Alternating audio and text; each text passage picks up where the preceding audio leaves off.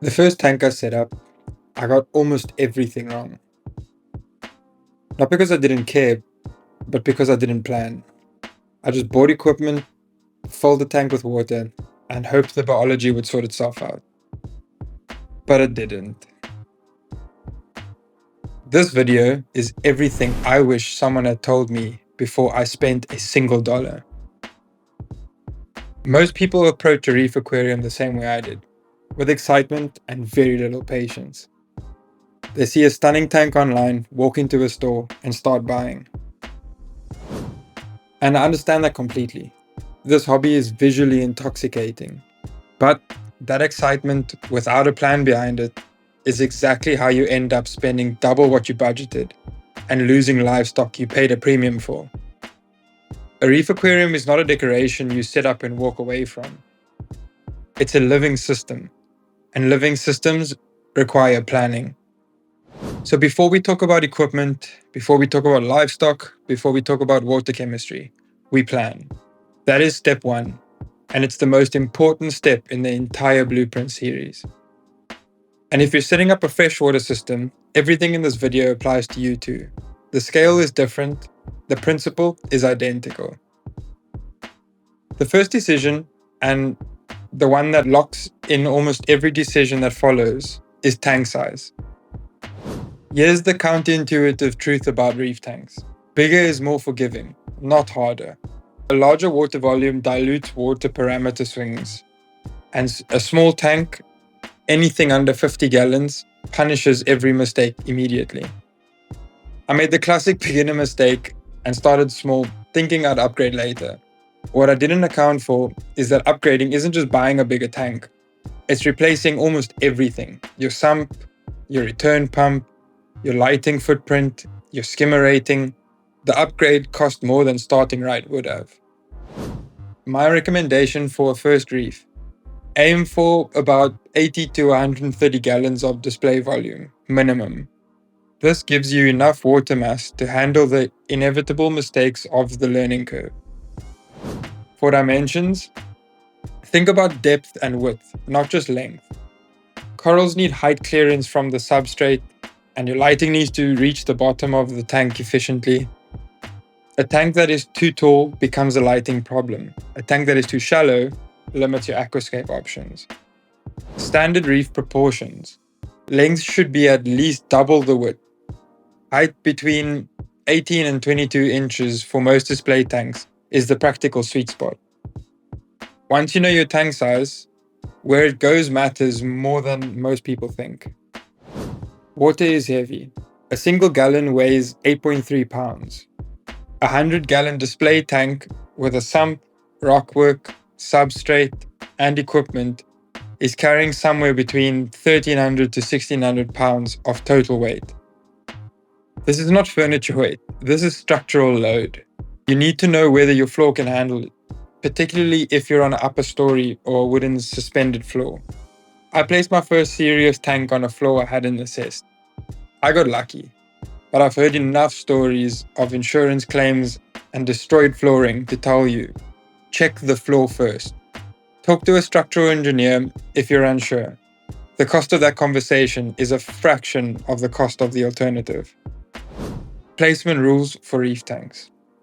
Away from direct sunlight, UV promotes algae growth and destabilizes temperature.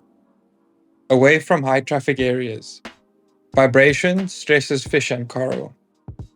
Near a drain point, you will be doing water changes weekly or bi-weekly. Make your life easier. Within reach of adequate power points. A reef tank will run between 6 to 12 outlets depending on your equipment list. Freshwater hobbyists, the structural load consideration is the same. A 50-gallon planted tank still weighs over 550 pounds, fully set up. Assess your floor. Let's talk about money. Specifically, what a reef aquarium actually costs versus what most people budget for. If you want to enter the hobby responsibly, with a system that gives you a genuine chance of success, the realistic entry point for a mid-size reef is somewhere between $1,500 to $3,000 done properly. I know that number surprises some people. Let's break it down. The tank and cabinet, $240 to $480 depending on size and manufacturer. Sump and plumbing, $120 to $300. Return pump and power heads, $150 to $360.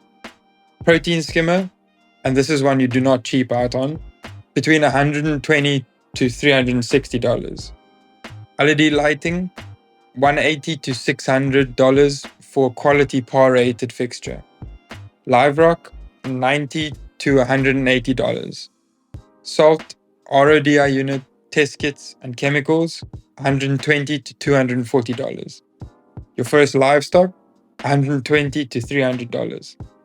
This is your honest entry point, not the number you see in beginner guides, not the number the store puts on the starter kit, the real number.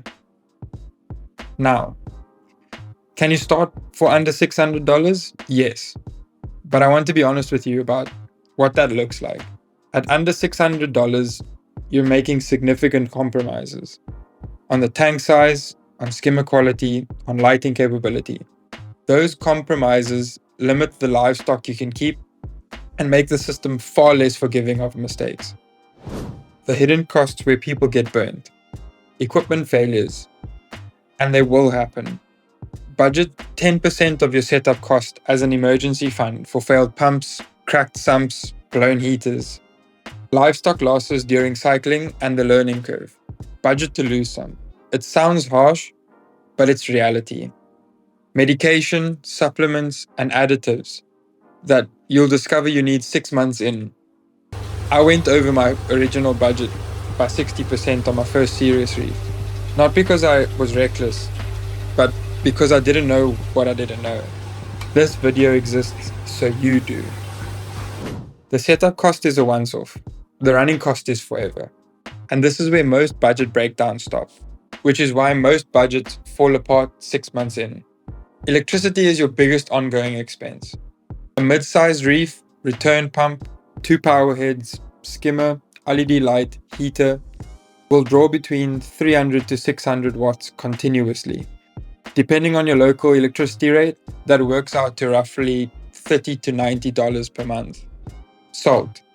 You are doing water changes of 10 to 15% bi-weekly. On a 100-gallon system, that is 10 to 15 gallons of new salt water every 2 weeks. A quality reef salt bucket runs between $35 and $60, and you'll go through roughly one every 6 to 8 weeks. RODI water. Unless you have a unit at home, and I highly recommend you get one, you're going to be buying purified water. Budget between $5 to $15 per water change, if you're purchasing. Chemical supplements. Calcium, alkalinity, magnesium. Once your coral load increases, these become a significant monthly cost. Budget between $30 to $90 per month for an established reef. Test kits and replacement reagents. $12 to $30 per month depending on your testing frequency. Total monthly running cost for a mid-sized established reef, realistically about $100 to $280 per month. That is the number you need to be comfortable with before you commit. For freshwater, your running costs are significantly lower. No salt, no 2-part dosing, lower lighting demands. A well-set-up freshwater system can run for between $25 and $55 per month. That is one of the genuine advantages of starting there. So, before you buy a single piece of equipment, work through this checklist. 1. Decide on your tank size, write it down, and commit to it. 2. Assess your room. Measure the space, check the floor, locate your power points and drain. 3. Build your full equipment list before purchasing anything. Price every single item. Then add 20% for things you haven't thought about yet. 4. Calculate your monthly running costs and confirm you can sustain them long term. This hobby rewards patience and consistency. Unfortunately, it punishes financial strain. 5. Give yourself a timeline. A reef system should not be rushed. From the day you start the cycling to the day you add your first coral, allow a minimum of 8 weeks. budget for that time. If you've worked through that checklist honestly, you're ready for step 2. Step 2 is where we get into the hardware, specifically your tank and stand. The decisions you make there will affect every component that follows. If you like this content, please consider liking, commenting, and subscribing. And I'll see you in step 2.